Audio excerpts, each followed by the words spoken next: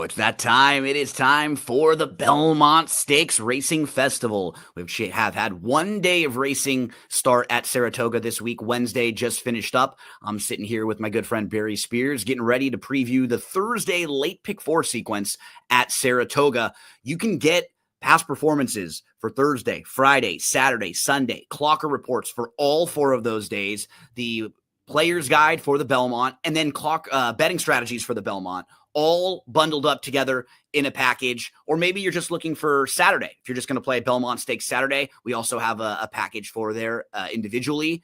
Clocker reports for each day individually from Mike Welsh and the team. We've had Mike Welsh up at Saratoga. He's been watching these horses train. He's been watching them from all year long. He knows these 3-year-olds and how they look, how they move, if they're training just like they were heading into the Kentucky Derby. So Barry, we've got a lot of folks up there from the DRF ready to help everyone make some money this week. Are you pumped, man? It feels kind of fun with how this has been scheduled now. Like this little week of Saratoga is really exciting for us horse players. Yeah, it's such a unique thing, because growing up, Saratoga was just in August when I Yep. was a kid, and now we're getting it for this one kind of mini week here, and it brings a different feel to the Belmont altogether. Just being at Saratoga, I'm sure the atmosphere is fantastic, and these races are just like kind of a little appetizer to the Saratoga meet. So I am actually hopefully going to be able to make my trip up to Saratoga this year for the first time. So fingers Nice. crossed. We'll see. I should be able to get up there to do some work at least 1 or 2 weekends. So Barry, my Same, friend, same. beautiful, beautiful. Well, we'll have to see if we can figure something out if it's on one of the same weekends, because that would be great. But we have a lot of ground to cover. Folks, I've got Barry working not only double duty tonight, triple duty. He's literally going to help me out with the pick four from Saratoga. We're going to go through the late pick four. We're going to look at the pick five on Friday, which is the all stakes pick five. Then Saturday, we're going to get into all the stakes. So we're going to go through races 6 through 13. So kick back and enjoy. We'll talk you through all the races. We'll give you some selections. And most importantly, we're going to look at the daily racing form past performances and kind of show you some of the reasons why we like these horses. So Barry, we'll get to Thursday, Saratoga. We're going to start out with the Intercontinental, and I'm not talking about the WWE Intercontinental Championship, which I do love. I was a big Bret Hart guy back in the day myself, but this is a sprint for some of the better turf sprinting fillies and mares out there, and one of the better turf sprinters right now is Future Is Now. This is a horse who's just in fantastic form, has won 3 in a row, has won 5 of the last 6. She has speed. She can sit off the pace a little bit. She likes Saratoga, and you probably thought that if you were going to try to beat her, it might have been in her most recent start, because that was her first start in 5 months. Now she's going to go second start off the bench. She's just in really great form. But I will say, she's not head and shoulders above her rival to her inside, Pandora's Gift, who has been defeated by Future Is Now in back-to-back starts, but not by a whole heck of a lot. Yeah, not much separating those two. I think Future Is Now is really up against it. I think part of that was the draw. Is Speed in both between sides. right, and there's no other way for this horse to go. Even if they really kind of wanted to sit off a little bit, they really can't. They have to go, and just so the other two have to go. So I think this pace might heat up quite a bit. Um, a horse like Twirling Queen and Pipsy, the 5 and the 6, really kind of jump out to me as horses that probably get better trips than they had, at least in their last couple of races.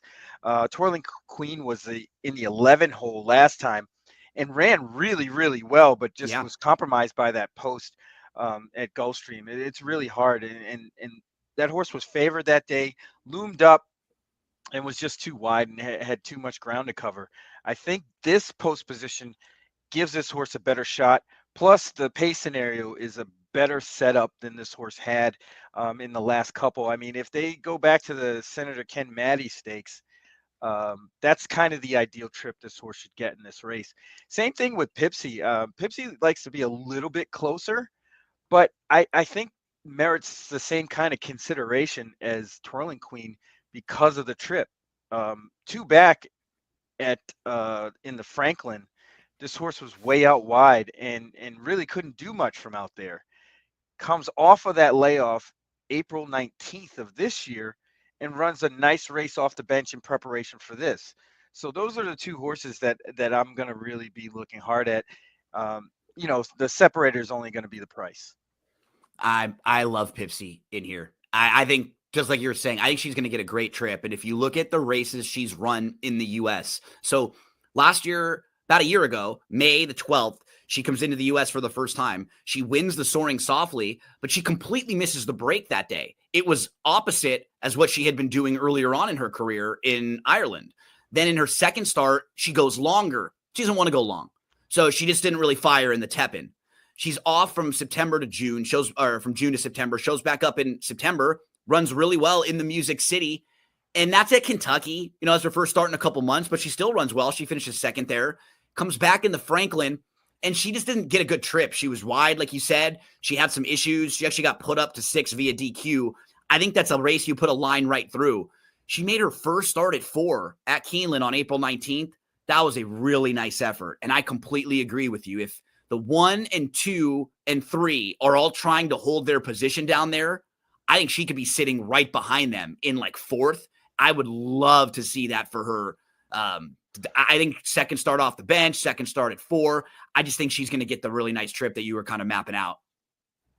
Yeah, I mean that these races are real tough to figure when you have speed in different directions. So Yeah. like if they're not lined up like this, it's difficult because then I think the connections think they have some options as far as sitting off of the pace. When And the then, horses right next to you are all going, it's really hard not to go when the other horses are all pushing you, especially on both sides, and you're in between them. So yeah. I think Futures Now's hand's going to be forced. Not that they weren't going to go anyway, but it's just going to be contested more than usual, and I think that's going to be enough for horses like Twirling Queen and Pipsy, even Dance Macabre. If things fall apart, she just needs that to happen, right? Because she can win at 5.5. She's her big win came at a mile when she won the Here Comes the Bride. That's where she's a graded stakes winner. But she can win from 5.5 all the way up to a mile. It's just at 5.5, she needs the trip because they didn't go quick enough for her last time. She ran fine, but the top two just sort of were going head and head all the way around the track, not quite fast enough. Hopefully the presence of On Command in here and maybe even a couple others drawn to the outside could make them go even faster here. Yeah, Creed's Gold probably will have to press the pace, maybe even Time to Dazzle. One of those two will most likely get involved early too. So we should have a good enough pace for it to set up for Pipsy or Twirling Queen. We previewed this race on the YouTube channel on DRF with me and Ashley Mayu, and I like every time I do a preview with Ashley in particular. I don't know why it's become a thing that like I'll try to get her to like pop by saying something stupid or funny, like me, like I normally do, like about a song or a movie or whatever. And I've been watching the Rocky movies recently, just kind of like in the background while I'm doing a lot of my work. So I was like bobbing and weaving what we were talking about, Creed's Gold. It's like sometimes she's just probably like, what's wrong with this guy? She's like, probably, what is wrong with this guy? So apologies, Ashley, for any of that. But I just like trying to make you laugh and having fun with some of the folks on the YouTube. So Creed's Gold, I think you were kind of talking about what I was feeling with Creed's Gold. I think from the outside draw, it might force her a little bit too, just to try to stay, try to keep from being way, way wide. And if that's the case, if horses like the 8 and the 9 are having to even try to push it a little bit from the outside, then that would really set up for some of the horses we're looking for, maybe right behind them. So Pipsy was where I started. Barry likes both Twirling Queen and Pipsy, thinks they could get really nice trips in here just behind. Obviously, the two horses down on the inside are going to be tough, but they're not in the easiest of post positions here, both down on the inside, both with speed and with some speed drawn right to their outside. So that's how we start the pick 4 on Thursday, the grade 2 Intercontinental, 5.5 furlongs on the turf. We move to a 1 1/8 race on the main track, Barry. This one is for older horses. And Castle Chaos, I believe, is actually entered is cross-entered. I'm Yes. curious where we'll see. It'll probably show up in this spot because it's a lot better spot A for lot him easier. than the Met Mile. I think it might have been like some filler there in the Met Mile just to make sure that they get that race to go, because it wouldn't be shocked if it ends up with the four very strong contenders there. So Castle Chaos is a horse who is consistent, can show up in races like this, just doesn't like to win a whole heck of a lot. I thought this was sort of a strange race because Very. you have some of these horses who are like maybe past their prime. You have some of these like up and coming horses who we don't know how good they are. I mean, from like a solid, consistent standpoint, Film Star runs some of the more consistent races. I just don't necessarily trust this horse. Like if in a spot like this, some of his more recent wins, one of them came at Laurel, another one came in a small field last year when the lure was taken off the turf. So he'll be one of the horses who takes a good amount of money. But this is not an easy pick 4, pick 5 kind of race. Yeah. To really to figure out which couple you want to use. Yeah, this is a tough race because I'm very cold on Film Star. I mean, if you look at that horse's uh, mile and an eighth tries, loses ground between calls between the second to last and last call every time. You can see it. Yep. May 4th was in the lead, lost by 2 3/4. The time before that in the mud, 3 3/4, lost by 10. If you go back even further to July last year, third by a neck, last call, third by 4. I mean, I can't trust a horse. I mean, even with the company that this horse has been keeping, I still can't trust this horse going a mile and an eighth. And hopefully the betters, kind of gravitate that way, because I'm definitely against that horse in this spot. So one of the horses that was on my radar that I think's in decent form right now, Willie D's for Mike Maker. Maker claimed this horse 2 starts back for 50 and does what Maker does. He stepped him up from $50,000 claiming ranks to a non-winners of 2 at Oaklawn. And that race was actually a pretty tough race because the winner, Awesome Aaron, came back and won the Pimlico Special with 103 buyer. And Awesome Aaron won that race at Oaklawn with 104 buyer, with a 104 and then 100 buyer. So he earned 100 in back-to-back races. And that was who this guy was facing. So not an easy spot there. Then at Churchill Downs, a pretty good second against Gould's Gold, going a mile and an eighth. 0 for the last 5. The last win was December 2024. But once you go through this whole field, Barry, I started doing that, right? The 1, 0 for the last 10. Last win November 23. The 2, last win November of 2024. Hasn't raced this year. So we don't know if this horse will be ready to rock or not. Classic Catch, 0 for the last 11. Last win August of 2023. Willie D's 0 for the last 5. December 24, the last win. Octane, 0 for the last 4. Last win was May of 2024. WHNL, 0 for last 4. Last win, October of 2023. Kuchar, 0 for last 3. Last win, May of 2024. Even Film Star, who we were talking about, 0 for the last 3. Last win was last year, December of 2024. Then you get to a horse like Wild Vine, who's 3 for the last 5 and is 2 for 2 since coming into the Jamie Ness barn. Not sure exactly the level of horses that he's been facing, but just from a win standpoint, he comes into a race where he's sharp. Seems like they may have figured him out. And the rest of the field is the type of horses who don't mind settling for minors. I think I'm throwing him into the pick 4, Barry. Kind of have to, right? Just based off that. Just off recency. I mean, he's been running better than any of these other horses. Consistently. And right. Different trips, it looks like, too.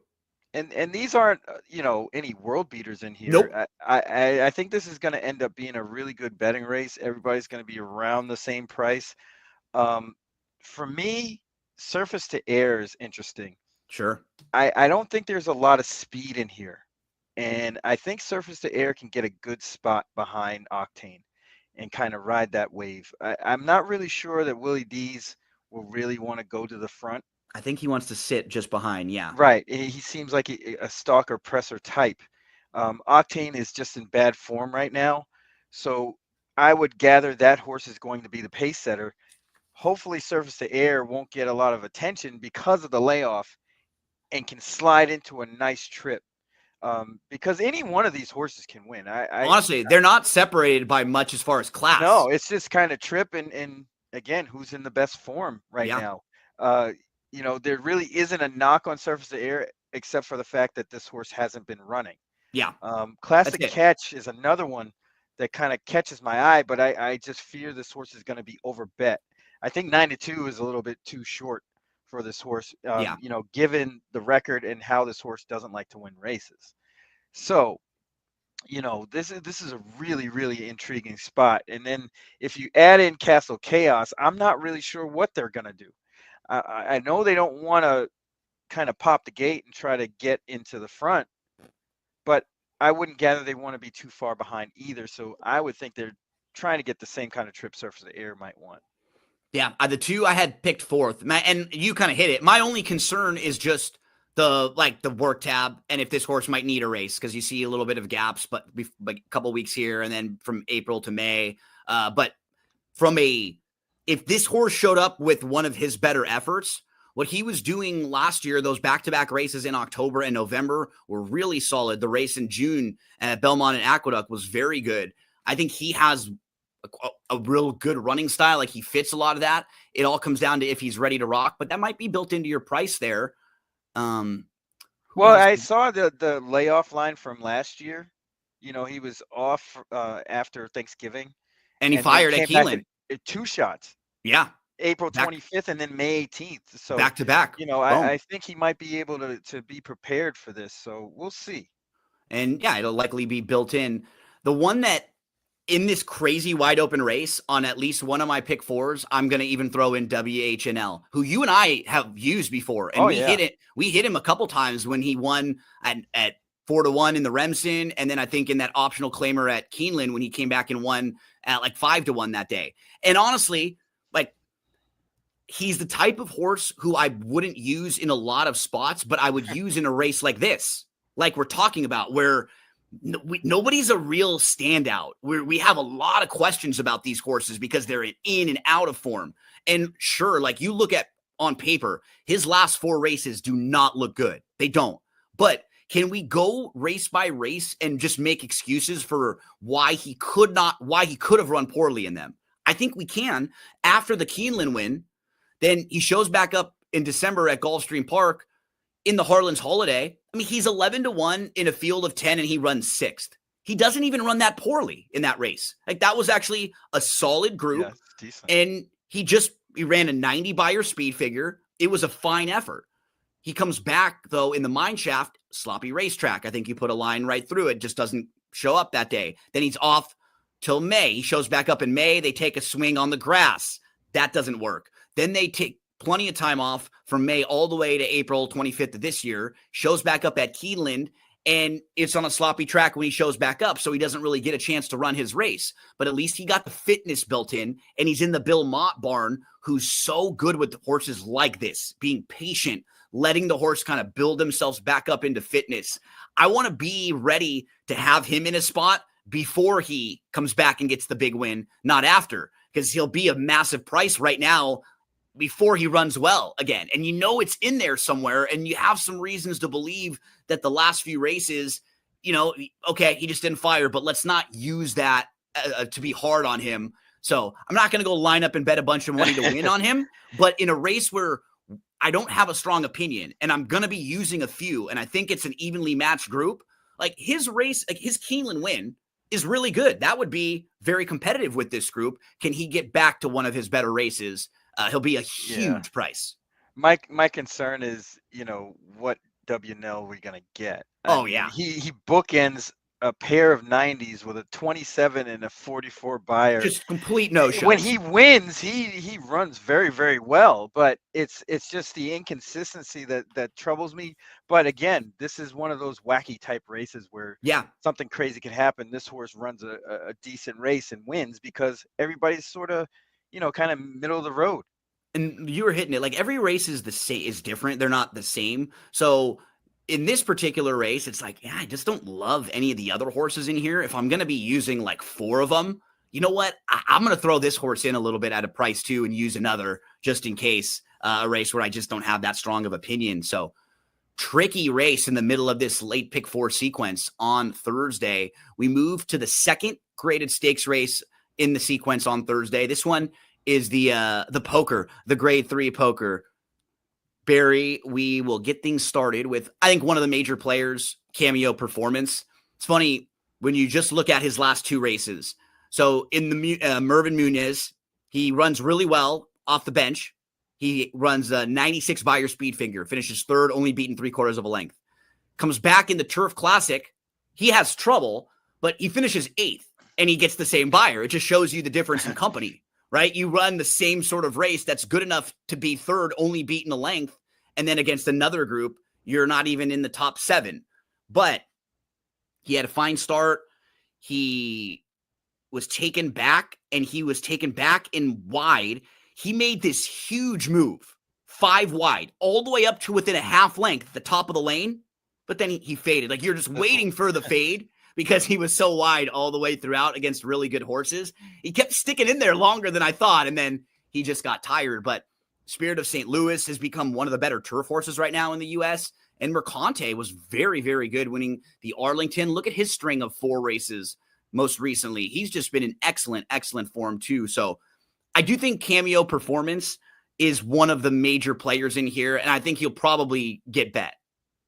Yeah, absolutely. I tend to think, and this is just me, I'm sure that he probably should have won the Muniz Yeah. and didn't. And that kind of shies me away in this spot because he came out of that, ran a decent race, like you said, but I just don't enjoy the post position, and there's not much speed in here. Going a mile, this is going to be hard for this horse to make up ground. So Not what it looks like that kind of on paper is like there's 2 horses that could go, but I don't know if they're going to both go. Filio di Ariana is a really honest horse. This guy is 9. 2 years ago, he just missed in the poker behind Emmanuel. He's a multiple graded stakes winner, and he's been really close in a couple of grade 1s. So he's going to be one of the speed horses, as will the 8, Donegal Momentum.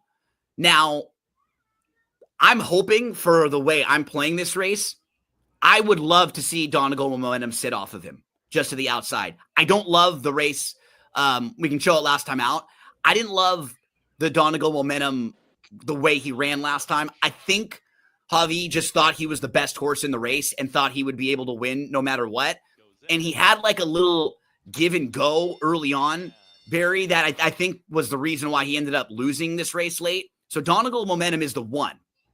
And he hooks up here with the 5 early. Like right away, you can see that one of the fast. 2 of them couldn't really give early on. Donegal Momentum does, right? So right here, I'm thinking, great.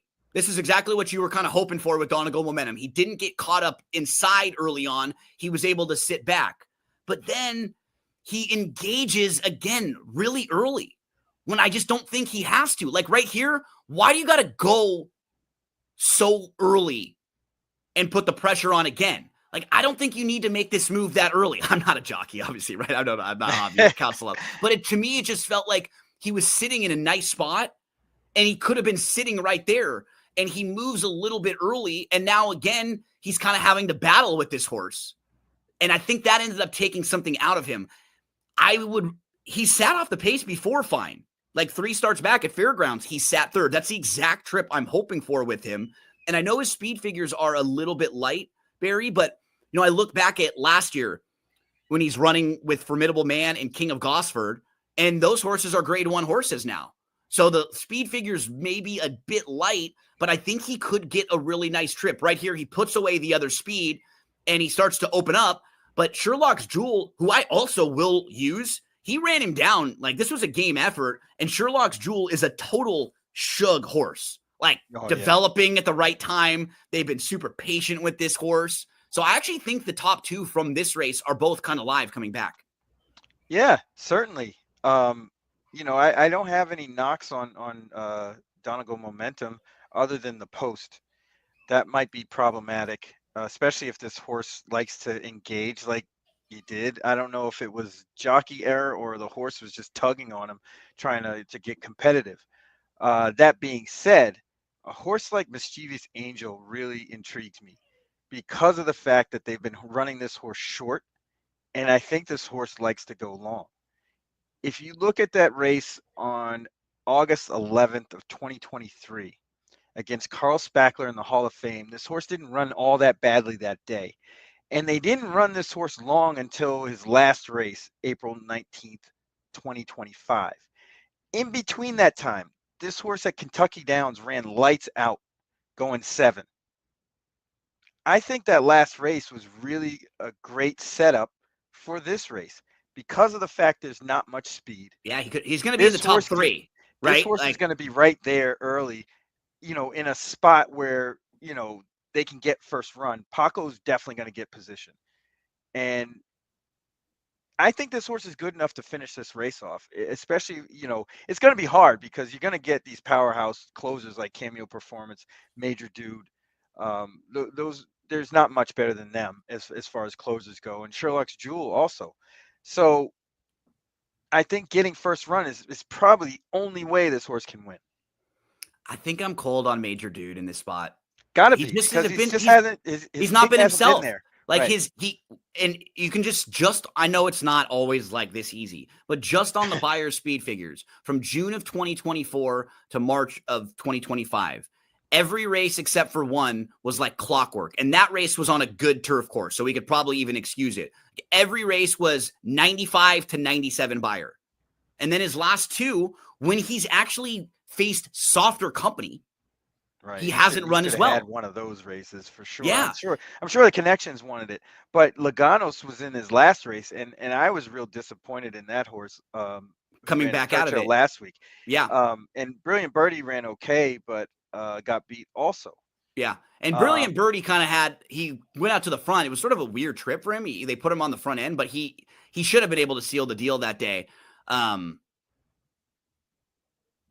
Major Dude, I'm going to be against him in here. I'm just a little bit cold on him. Intellect is a horse that really intrigues me too, especially second time U.S. for Chad Brown. I'm not sure of the price, though. I think this horse is going to attract a lot of attention, probably more than I would want. I'm not really sure how this horse stacks up against these, because he wasn't running the greatest company over in Europe. Then comes over here, runs okay, but kind of middle of the road. So I'm not sure where he fits. I want him to be at least 5-1 or above, because what I could see, I agree with you. He comes out of the same race with Depiction also, and Depiction comes closing. Like, this guy's got a wicked kick. The problem is he has just no early speed at all. He comes from so far back.